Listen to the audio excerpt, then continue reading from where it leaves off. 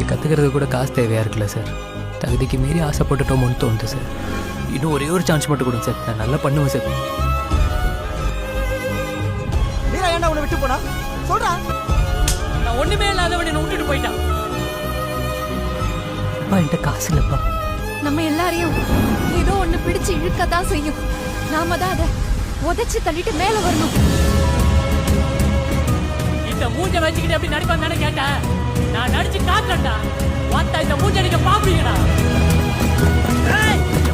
வயது முதிர்ந்த போதிலும், வலிகள் மிகுந்த போதிலும், வலிமை குறைந்த போதிலும் வீரன் வாழ்த்தரிப்பதை நிறுத்துவதில்லை.